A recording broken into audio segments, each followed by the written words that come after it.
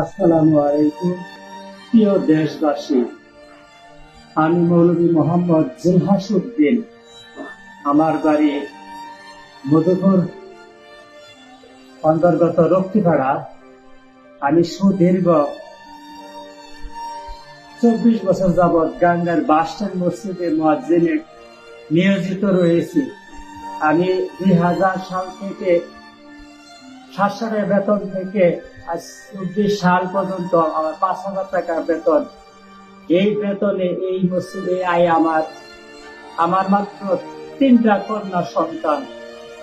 আমি দুরারোগ্য ব্যক্তিতে আমার 2টি বাল্ব নষ্ট হয়ে যাওয়ার কারণে আমি মসজিদের আমি দায়িত্ব পালন করতে পারতেছি না। আমি খুব অসহায়।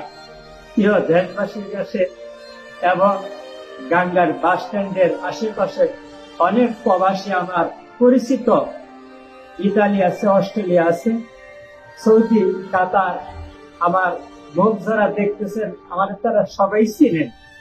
আমি খুব আর্থিকভাবে দুর্বল হয়ে পড়ে গেছি। আমার অনেক টাকার প্রয়োজন। আমার এই দুটা বাল্ব আমাকে নতুন করে পরিবর্তন করে দিলে